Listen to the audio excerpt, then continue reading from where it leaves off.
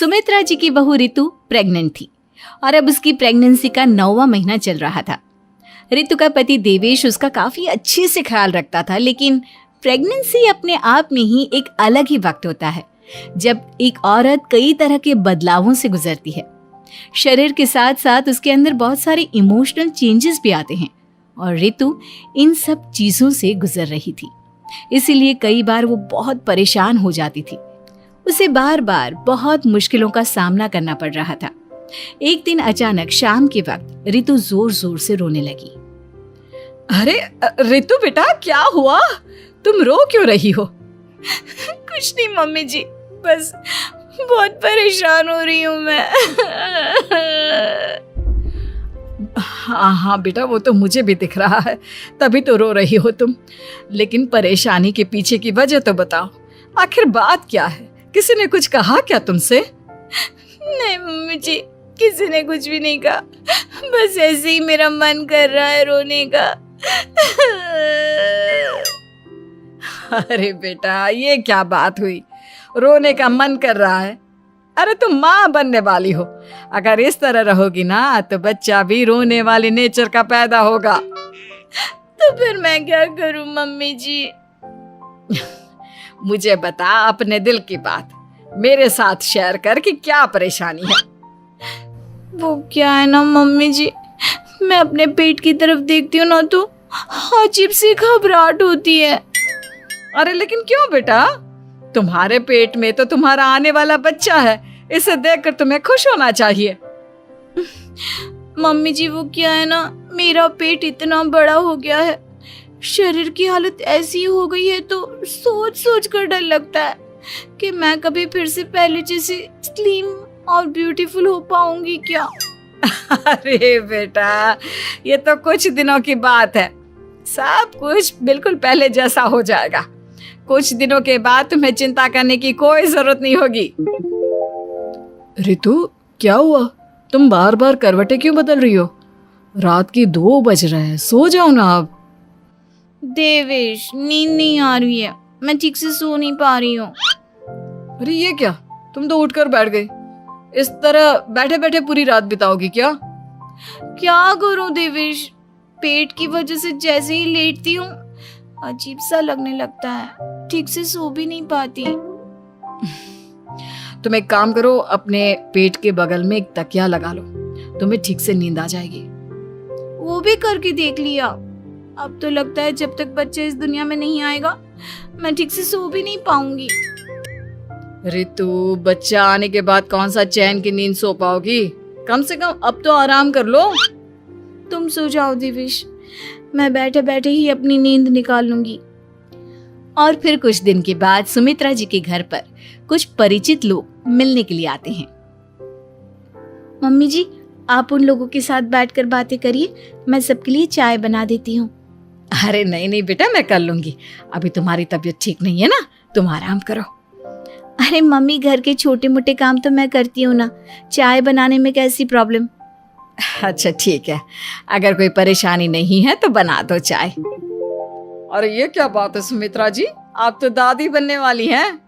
हाँ जी, बस ठीक ठाक तरीके से मेरा पोता या पोती इस दुनिया में आ जाए तो चैन हो जाए। सही कहती हैं बहन जी, एक औरत के लिए ये वक्त बहुत मुश्किल होता है। वैसे बहू की तबीयत तो ठीक है ना? हाँ, तबीयत तो ठीक है, बस ऐसे ही थोड़ी बहुत परेशानी है जो इस वक्त होती है, उसी से गुजर रही है। पहली बार माँ बन रही है ना, कभी कभी परेशान हो जाती है। सुमित्रा जी रिश्तेदारों से बात करती है और उन्हें काफी देर हो जाती है। रिश्तेदारों के जाने के बाद, अरे रितु बेटा, तुम अभी तक किचन में काम कर रही हो? मैंने तुम्हें मना किया था ना, इतनी देर खड़े रहने की क्या जरूरत थी? मम्मी जी, वो मुझे लगा रात के खाने में देर हो जाएगी, इसलिए मैं साफ उधर बिजी थी तो मैं खाना बनाने लग गई थी। अरे बेटा, तुम तो बिल्कुल कुछ भी नहीं समझती, जरा अपने पैरों की हालत तो देखो। हाँ मम्मी जी, मुझे भी ना पैरों में बहुत भारीपन लग रहा है। ये भारीपन नहीं है, ज्यादा देर खड़े रहने की वजह से तुम्हारे पैरों में सूजन आ गई है। अब कमरे में जाकर आराम करो, चलो। और सुनो, अपने पैरों के नीचे ना तकिया लगा लेना, सर के नीचे मत लगाना, ठीक है? अपने कमरे में जाने के बाद यार ये प्रेगनेंसी भी कितनी अजीब चीज है, कभी रोने का मन करता है, कभी हंसने का। घर में सब मुझे बहुत प्यार करते हैं, लेकिन प्रेगनेंसी की जो प्रॉब्लम्स मैं फेस कर रही हूँ वो मैं किसी को नहीं समझा सकती। ये सब कब ठीक होगा? और फिर एक रात अचानक रितु नींद में उठकर बैठ जाती है और अपने पूरे शरीर पर खुजली करने लगती है। देवेश की आंख खुलती है और वो रितु को इस तरह खुजली करते हुए देखता है। अरे क्या हुआ रितु, तुम ठीक तो हो ना? पता नहीं क्यों देवेश, लेकिन अचानक से पूरे शरीर में खुजली हो रही है। दिखाओ जरा मुझे। अरे लेकिन तुम्हारे शरीर पर तो कोई मच्छर के काटने की या किसी तरह के रैशेस भी नहीं है, फिर खुजली क्यों हो रही है? लगता है ये भी प्रेगनेंसी की कोई नई प्रॉब्लम है। अरे अरे परेशान मत हो, मैं मम्मी को बुला कर लाता हूँ। सुमित्रा जी के आने के बाद, अरे क्या बात है बेटा, इस तरह क्यों खुजली कर रही हो? अचानक से क्या हो गया तुम्हें? मम्मी जी ऐसा लग रहा है जैसे सर से पैर तक पूरे बदन में मच्छरों ने काट लिया हो। अरे लेकिन इसमें रोने की क्या बात है, चुप हो जाओ, सब ठीक हो जाएगा। हाँ मैं बहुत परेशान हो गई हूँ, बस अब जल्दी से बच्चा इस दुनिया में आ जाना चाहिए ताकि मुझे इन सारी प्रॉब्लम से मुक्ति मिले। ऐसा नहीं कहते रितु, माँ बनना तो दुनिया की सबसे बड़ी खुशखबरी है और ये सारी परेशानियां तो सबके साथ होती है। जानती हूँ, लेकिन फिर भी क्या करूँ, रात को सो नहीं सकती, कभी पेट भर के खाना खा लेती हूँ तो उल्टी करने का मन करता है, ज्यादा देर खड़ी हो जाती हूँ तो पैर में सूजन आ जाती है, ज्यादा देर बाहर घूमने भी नहीं जा सकती वरना टॉयलेट की प्रॉब्लम। ये सब कब ठीक होगा? कुछ दिन और बीत गए और अब तक रितु का 9वां महीना खत्म होने का वक्त आ गया था। अब हर दिन रितु बस यही सोचती थी कि उसका बच्चा इस दुनिया में आने वाला है। हाँ, वो बात अलग थी कि वो कई तरह की इमोशनल चेंजेस से गुजर रही थी और फिर एक दिन अचानक, देवेश मुझे ना चाउमीन खाने का मन कर रहा है। अभी रात के 12 बजे? अरे रितु, इस वक्त चाउमीन कहाँ से लेकर आऊंगा मैं? किसी होटल में फोन करो ना, कोई तो डिलीवर करता होगा ना इतनी रात को। नहीं नहीं रितु, इतनी रात को कोई डिलीवर नहीं करता, तुम कल खा लेना, मैं कल तुम्हारे लिए लेकर आऊंगा बस। नहीं, मुझे अभी खाने का मन कर रहा है, मुझे अभी खाना है। अच्छा अच्छा ठीक है, एक काम करो, मैं किचन में जाकर तुम्हारे लिए मैगी बना कर लाता हूँ, क्या पता उसे खाकर तुम्हारा मन ठीक हो जाए। हाँ ठीक है। देवेश रितु को मैगी बनाकर खिला देता है, लेकिन अगले दिन अचानक से रितु की तबीयत खराब हो जाती है। क्या हुआ है बहू को? बेटा तूने कुछ उल्टा सीधा तो नहीं खा लिया ना? मम्मी वो कल आधी रात को चाउमीन खाने की बात कर रही थी तो मैंने इसे मैगी बनाकर खिला दी। अरे लेकिन एक बार मुझसे तो पूछ लेता, इसी वजह से उसे अजीब सा लग रहा है। कोई बात नहीं, वैसे भी बच्चा आने का वक्त पास आ गया है ना, इसलिए ये सब चीजें हो रही है। मेरे पेट में बहुत दर्द हो रहा है, जब से मैगी खाई है तब से पता नहीं क्या हो गया। अरे कुछ नहीं हुआ बेटा, बस कुछ दिन की बात और है, परेशान मत हो। चल हम तुम्हें ना डॉक्टर के पास ले चलते हैं। हॉस्पिटल जाने के बाद, डॉक्टर साहब, मेरी बहू की तबीयत ठीक तो है ना? हाँ, वैसे तो सब कुछ ठीक लगता है, डाइजेशन का प्रॉब्लम हो गया है, ऐसे वक्त में हो जाता है। प्रेगनेंसी की वजह से पेट के ऊपर बहुत प्रेशर आ जाता है, इसलिए डाइजेशन थोड़ा वीक हो जाता है। और उन्होंने रात के वक्त मैगी खा ली, इसलिए उनको ये प्रॉब्लम हो गया। डरने वाली कोई बात नहीं है। थैंक यू डॉक्टर साहब, अब हम इसका ध्यान रखेंगे। लेकिन अब रितु की डिलीवरी का वक्त पास आ गया है, आपको उनका पहले से भी ज़्यादा ध्यान रखना होगा। मैंने चेकअप कर लिया है, 1 सप्ताह के अंदर रितु की डिलीवरी होने के पूरे चांस है।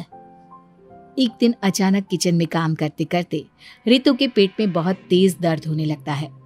देवेश, मम्मी जी जल्दी आइए।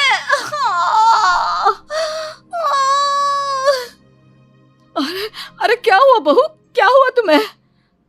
बहुत दर्द हो रहा है मम्मी, मेरे पेट में बहुत तेज दर्द हो रहा है, मुझसे खड़ा भी नहीं रहा जा रहा। इधर आ जाओ रितु, मैं तुम्हें बेड पर लिटा देता हूँ, सब ठीक हो जाएगा। बेटा मुझे लगता है इसकी डिलीवरी का वक्त पास आ गया है। अब हमें रितु को हॉस्पिटल ले जाना होगा। वैसे भी डॉक्टर ने कहा था कि 1 सप्ताह के अंदर डिलीवरी कभी भी हो सकती है। मुझे बहुत दर्द हो रहा है, ऐसा लग रहा है जैसे मैं मर जाऊंगी।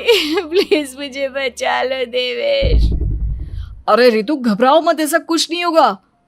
हॉस्पिटल पहुंचने के बाद आप जल्दी से रितु को एडमिट करवा दीजिए और आप लोग बाहर वेट करिए।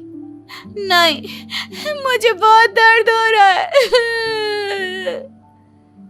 रितु समझने की कोशिश करो, सब कुछ ठीक हो जाएगा। रितु को लेबर पेन शुरू हो गया था और वो काफी तकलीफ से गुजर रही थी। एक बच्चे को जन्म देते समय औरत जिस तकलीफ से गुजरती है उसे सिर्फ वही समझ सकती है।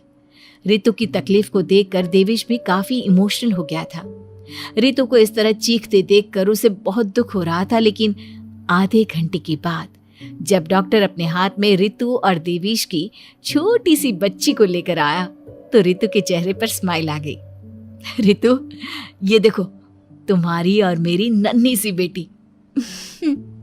ये तो एकदम परी की तरह दिखती है। दिखेगी क्यों नहीं, एकदम तुम पर गई है ना, इसलिए। लेकिन मम्मी, उसकी नाक तो मेरे जैसी है। अच्छा ठीक है, नाक तुम रख लो, बाकी सब मेरे जैसा। देखा रितु, तुमने कितनी तकलीफ सही, लेकिन उस तकलीफ के बदले तुम्हें भगवान ने ये छोटी सी परी दे दी। और ऐसा सब औरतों के साथ होता है। तुमने बहुत हिम्मत रखी है बेटा, और इसका नतीजा आज हमारे सामने है। माँ, कल मैं ऑफिस के काम से गोवा जा रहा हूँ। वहाँ हमारी एनुअल मीटिंग है। अच्छा बेटा, कब तक आएगा? 1 हफ्ते की टूर है माँ। ठीक है, जा भाई, हम तो यहीं जिएंगे, यहीं मरेंगे। रात को खाना खाते समय अच्छा सुनो बहू, परसों मैं अपने मित्रों के साथ शिरडी जा रहा हूँ, तो सफर के लिए कुछ मीठा बना देना। अच्छा पापा जी। रोहन गोवा जा रहा है, आप शिरडी जा रहे हैं। लगता है हम सास बहू यहाँ नागपुर से बाहर ही नहीं निकल पाएंगे। ओफो माँ, ताने देना बंद करो। अगली बार छुट्टी मिलते ही हम सब एक साथ बाहर जाएंगे। हाँ हाँ, आप और आपका अगली बार, जो पिछले 2 सालों से तो आया ही नहीं। अरे क्यों परेशान होती हो तुम दोनों, जल्दी ही हम सब साथ चलेंगे। अगले दिन रोहन और उसके अगले दिन प्रसाद अपने दोस्तों के साथ बाहर चले जाते हैं। रात को मीणा और नीतू अकेले बैठे हैं। वहाँ दोनों बाप बेटा अपने अपने दोस्तों के साथ मौज कर रहे हैं। यहाँ हम सास बहू वही दाल रोटी में लगे हैं। ये तो है माँ जी, हमें भी कुछ करना चाहिए। क्या कर सकते हैं हम उनके बिना? क्यों ना हम भी कहीं घूमने चले? अरे कहाँ जाएंगे हम अकेले? गोवा। क्या तू पागल तो नहीं हो गई? हम दोनों गोवा जाएंगे, वो भी अकेले? हाँ मम्मी जी, बहुत मजा आएगा। अरे कोई ऊंच नीच हो गई तो क्या होगा? ना बाबा ना, ऐसी बात तो सोच भी मत। कुछ नहीं होगा मम्मी जी, मैं ऑनलाइन बुकिंग कराऊंगी, पूरे ग्रुप के साथ जाएंगे तो कोई टेंशन ही नहीं होगा। कौन सा ग्रुप? सब अजनबी होंगे ना? तो क्या हुआ मम्मी जी, उल्टा अच्छा ही है।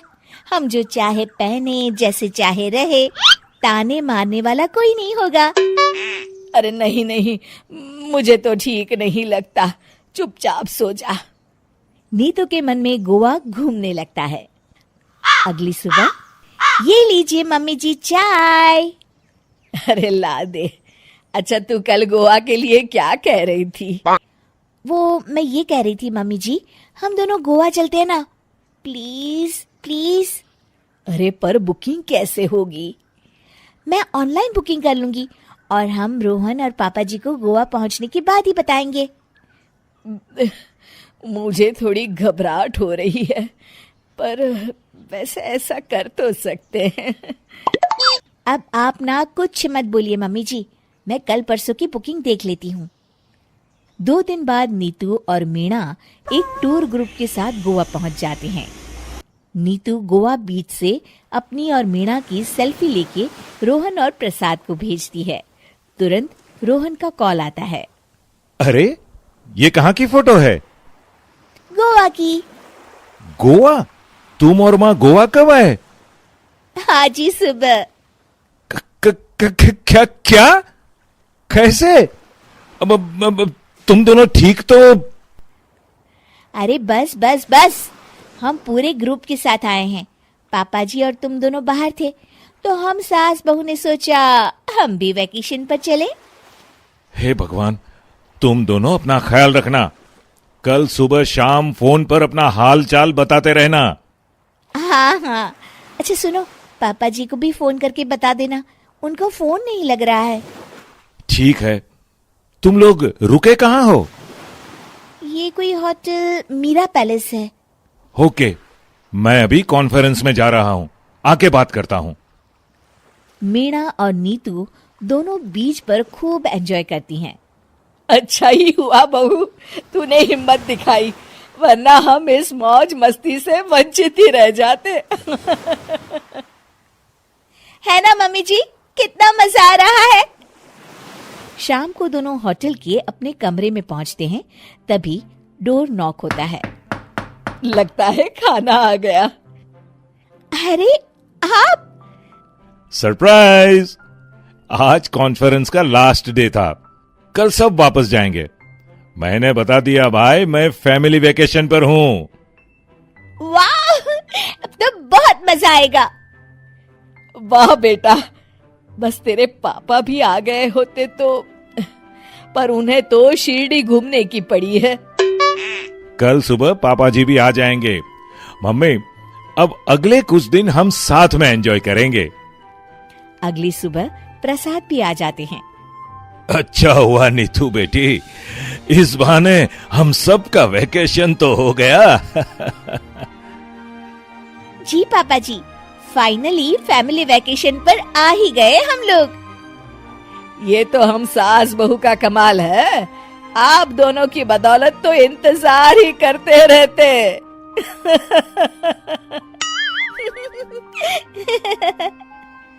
सब हंसने लगते हैं।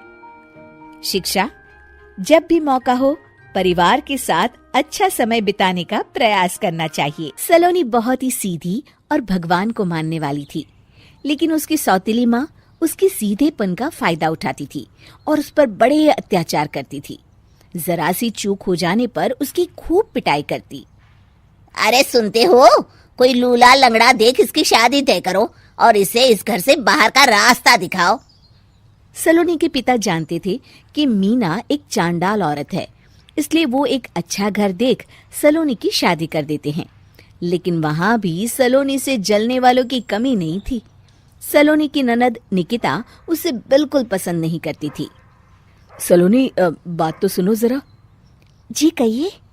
आज शाम को मेरे बॉस खाने पर आ रहे हैं, ध्यान रहे उनकी खातिरदारी में किसी प्रकार की कोई कमी नहीं होनी चाहिए। जी आपने कह दिया, बिल्कुल वैसा ही होगा। शाम को सलोनी जैसे ही गैस पर खाना चढ़ाकर वहां से जाती है। अभी इसके खाने का स्वाद बढ़ाती हूँ। निकिता गैस की आंच तेज कर देती है। थोड़ी देर में देखते ही देखते सारा खाना जल जाता है और पूरे रसोई घर में चारों तरफ धुआं फैल जाता है। अब आएगा मजा। माँ जल्दी आओ, यहाँ देखो सलोनी ने किचन में आग लगा दी। अरे तेरा सत्यानाश हो, कल मुही तूने ये क्या कर दिया? सलोनी की सास उसे बहुत डांट फटकार लगाती है। तभी मोहन अपने बॉस के साथ घर में प्रवेश करता है। अरे भाई मोहन, ये क्या, तुम्हारे घर का क्या हाल हो रखा है? लगता है खाना जल गया है। चलो खाने का प्रोग्राम कैंसिल करो, मैं अपने घर जाके खा लूंगा। सर, दरअसल वो, सर मुझे माफ कर दीजिए। अरे कोई बात नहीं, घरों में ये छोटी मोटी बातें होती रहती है। मैं समझ सकता हूँ, फिक्र मत करो, मैं नाराज नहीं हूँ। और इस बात का तुम्हारे प्रमोशन पर भी कोई असर नहीं पड़ेगा। चलो अब चलता हूँ मैं। बॉस के जाते ही मोहन सलोनी पर भड़क उठता है और उसे खूब खरी खोटी सुनाता है। भगवान, मेरी माँ तो कहती थी कि अच्छे लोगों के साथ हमेशा अच्छा होता है, फिर मेरे साथ ही बुरा क्यों होता है? आखिर मेरी गलती क्या है?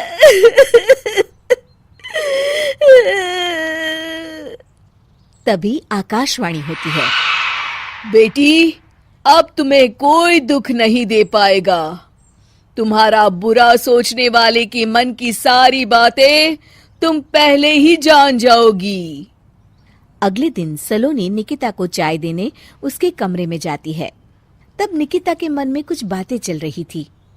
कल तो मैंने सिर्फ खाना जलाया था, अब तू देखती जा सलोनी, तेरा इस घर में जीना हराम कर दूंगी। अच्छा, तो ये बात है, अब इसे सबक सिखाना ही पड़ेगा। कुछ दिनों के बाद, सलोनी, मेरे कपड़े जल्दी से प्रेस कर दो, ऑफिस के लिए देर हो रही है। सलोनी मोहन के कपड़ों के पास प्रेस गर्म होने के लिए रख देती है और अपने कमरे में चली जाती है। तभी हॉल में निकिता आती है। सलोनी चुपके से उसे देख रही होती है। आज अगर मैंने ये कपड़े जला दिए तब तो पक्का मेरा भाई इस सलोनी की बच्ची को धक्के मार के घर से बाहर निकाल देगा। अरे तू क्या मुझे निकलवाएगी? महादेव है मेरे साथ। ठहर जा निकिता, आज तो तेरी खैर नहीं। सलोनी अपने पति मोहन को बुला लाती है और निकिता की सारी करतूत दिखाने लगती है। निकिता गर्म प्रेस मोहन के कपड़ों पर रखकर अपने कमरे में चली जाती है। मेरी बहन इतनी बड़ी चालबाज निकलेगी, मैंने तो सोचा ही नहीं था। मुझे माफ कर दो सलोनी, मैं तुम्हें गलत समझ रहा था। मोहन निकिता को बुलाकर उसे खूब डांट फटकार लगाता है। उस दिन के बाद से सलोनी की जिंदगी पूरी तरह बदल जाती है। सलोनी हर किसी के मन की बात सुन लेती थी। दूसरी तरफ निकिता का कोई भी दांव सलोनी पर नहीं चलता था और आखिरकार वो भी सलोनी के आगे घुटने टेक देती है। फिर एक दिन सलोनी की सास की सहेली ममता अपनी बहू कविता के साथ वहां आती है। कविता मन ही मन कहती है, अरे ये बुढ़िया पागल है जो मुझे यहाँ लेके आ गई। कहाँ मैं अपनी किटी पार्टी छोड़ के इसके साथ यहाँ मरने आ गई। पता नहीं कब तक इसे झेलना पड़ेगा। अरे ये जल्दी मरे और इसकी सारी जायदाद मेरे नाम हो जाए। सलोनी कविता की सारी बातें सुन लेती है। अरे कविता, तुम अपनी सास की जायदाद के लिए उन्हें झेल रही हो और उनके मरने का इंतजार कर रही हो। ये तो गलत बात है। सलोनी की बात सुनकर कविता बिना देर किए कहती है, अरे ये तुमने कैसे सुन लिया? ये सारी बातें तो मैं अपने मन से बोल रही थी। तुमने कैसे सुन लिया?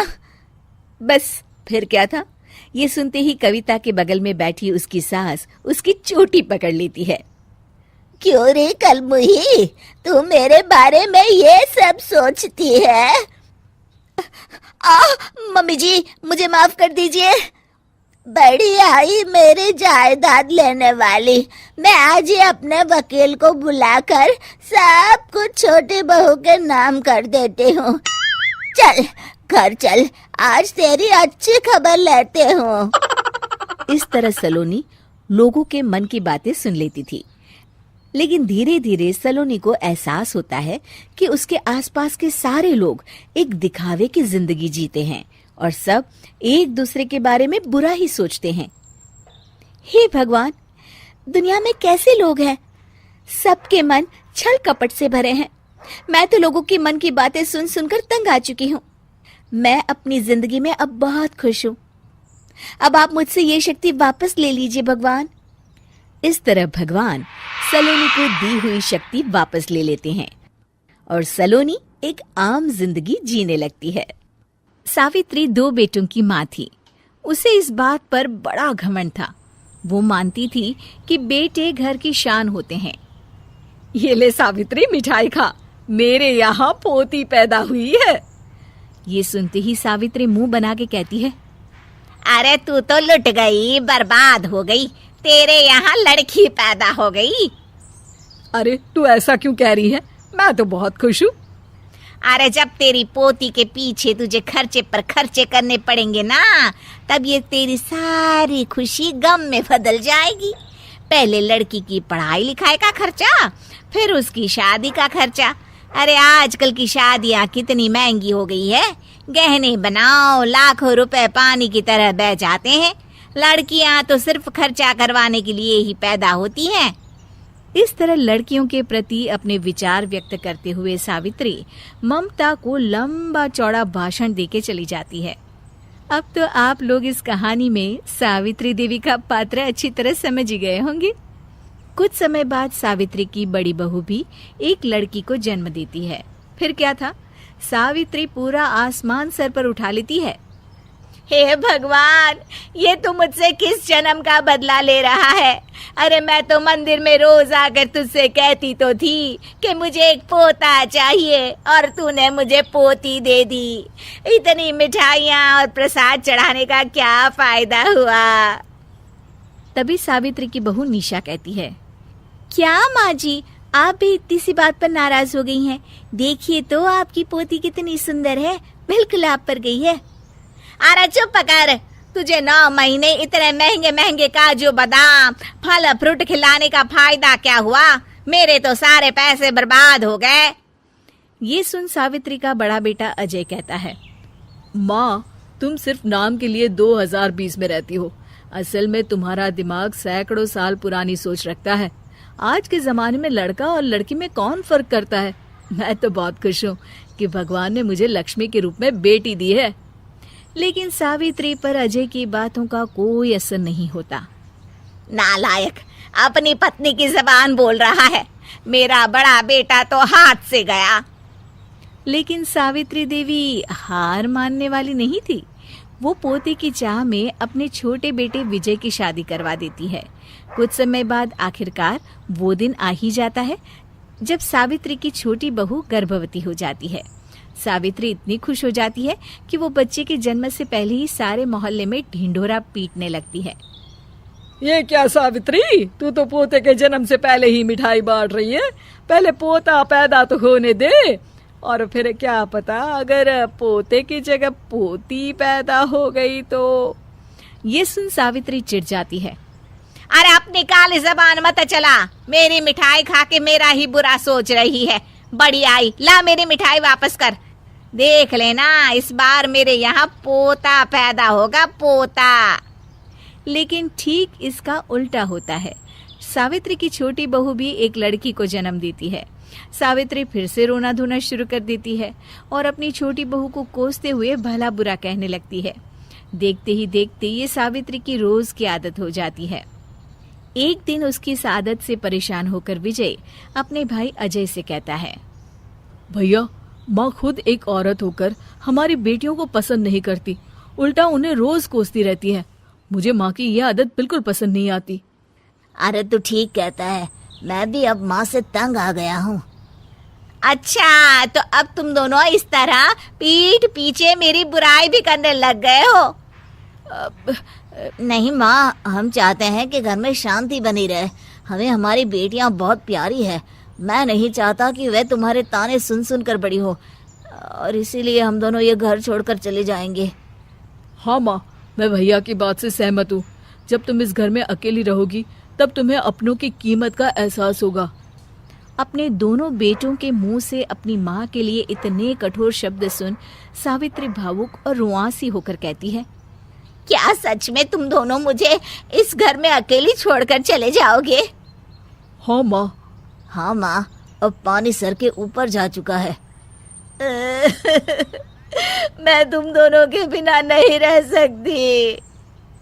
अपनी सास के आंसू देख अजय और विजय की पत्नी अपने पतियों से लड़ पड़ती है। अरे जिसे जाना है वो जाए, मैं माँ जी को छोड़कर कहीं नहीं जाने वाली। भाभी, आप ये क्या कह रही हैं? वही जो तुम सुन रहे हो। दीदी बिल्कुल सही कह रही है। हम बेटियों के संस्कार हमें सिखाते हैं कि सास माँ समान नहीं बल्कि माँ ही होती है, और उस माँ की जिंदगी भर सेवा की जाती है। बेटे अपना फर्ज भूल सकते हैं, लेकिन बेटियां नहीं। आप दोनों शौक से जा सकते हैं।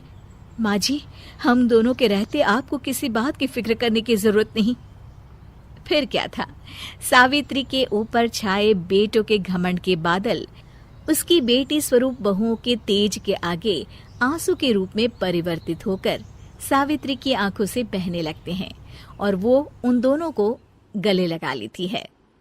मैं जिंदगी भर बेटियों को कोसती रही, लेकिन आज तुम दोनों को देख मुझे समझ आ गया कि बड़े अभागे होते हैं वो लोग जिनके घर बेटियां नहीं होती। यमुनानगर में सीता अपने बेटे कुशल के साथ रहती थी। बेटे कुशल के बड़े हो जाने पर वो उसकी शादी पास ही के गांव की एक लड़की खुशी से करवा देती है। बहू, तुझ जैसी खूबसूरत बहू तो इस पूरी सोसाइटी में किसी की नहीं। बस अब तू इस घर की सारी जिम्मेदारी उठा ले तो मेरी चिंता खत्म। ये ले इस घर की चाबी, अब से ये तेरे हवाले। माँ जी, आप चिंता मत कीजिए, मैं इस घर का पूरा ध्यान रखूंगी। देखिएगा, आपको शिकायत करने का भी कोई मौका नहीं मिलेगा। मैं आपके लिए गाजर का हलवा बनाकर लाती हूँ। शादी के कुछ ही दिन बाद खुशी के तेवर बदलने लगते हैं। माँ जी, मैं आपसे कह देती हूँ, मैं इस घर की बहू हूँ, कोई नौकरानी नहीं जो हर समय आपकी बात मानूं।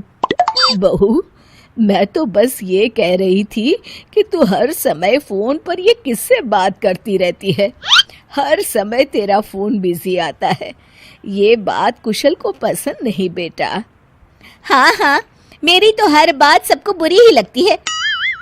अब शादी को कई महीने बीत चुके हैं, मगर खुशी कभी भी खुश नहीं रह पाती और वो अपने पति और सास से भी हमेशा झगड़ती रहती है। असल में शादी से पहले उसका एक प्रेमी होता है, गोविंद।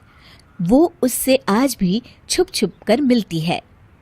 गोविंद, मैं अपने पति और सास के साथ खुश नहीं हूँ, चलो ना हम भाग जाते हैं। तुम एक काम करो, घर से सारा कीमती सामान ले आओ, उसके बाद मौका देखकर हम भाग जाएंगे। खुशी के पति और सास उसे बहुत प्यार करते हैं, मगर खुशी फिर भी उन्हें धोखा देती है और धीरे धीरे अपने घर से कीमती सामान को चोरी करके गोविंद को देने लगती है। उसकी सास को घर से सामान चोरी होने का संदेह होने लगता है। बेटा, समझ नहीं आ रहा, ये घर से धीरे धीरे सामान कैसे गायब हो रहा है। कौन सा सामान माँ? अरे वो चांदी के बर्तन जो मैंने बनवाए थे वो दिख नहीं रहे। यहीं कहीं होंगे माँ, आपकी बहू ढूंढ देगी। कितने बेवकूफ हैं ये माँ बेटे, इनका सारा सामान मैं गायब कर दूंगी और इनको पता भी नहीं चलने दूंगी। और इस तरह से धीरे धीरे खुशी घर का सारा कीमती सामान चोरी करके गोविंद के पास रखवा देती है और कुछ महीनों बाद उनके पास बहुत कीमती सामान इकट्ठा हो जाता है और दोनों भागने की योजना बनाते हैं। खुशी, आज रात को आधी रात होते ही तुम अपने घर से भाग कर आ जाना। मैं गांव के पुराने बस स्टैंड पर तुम्हारा इंतजार करूंगा। ठीक है। खुशी अपने कपड़े और गहनों की पोटली बांधकर पुराने बस अड्डे पर पहुंच जाती है और देखती है कि वहां तो कोई भी नहीं है। खुशी कुछ घंटे वहीं खड़ी रहती है और फिर गोविंद के कमरे पर जाती है। वहां पर भी बड़ा सा ताला लगा होता है। हे भगवान, कहीं गोविंद मुझे धोखा देकर भाग तो नहीं गया। अब मैं क्या करूंगी? खुशी फूट फूट के रो रही होती है। तभी पीछे से उसका पति सारे गहनों की पोटली लेकर आ जाता है। आप यहाँ? हाँ, मैंने गोविंद को गांव छोड़ने से पहले पकड़ लिया था और ये सारे गहने भी उससे ले लिए।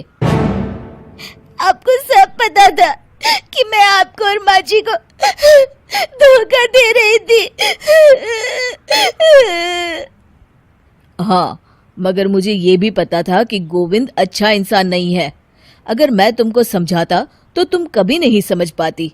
इसलिए मैं चाहता था कि तुम्हारी आंखें खुद खुले। मुझे माफ कर दीजिए। कोई बात नहीं खुशी, मगर हमेशा ये याद रखना कि तुम्हारे अपने कभी भी तुम्हें धोखा नहीं देंगे। माँ और मैं तुम्हें बहुत प्यार करते हैं और हम दोनों चाहते हैं कि खुशी खुशी खुशी हमारे घर रहे, क्योंकि तुम ही तो हमारी खुशी हो। मैं आज के बाद आपको और माँ जी को कभी निराश नहीं करूंगी।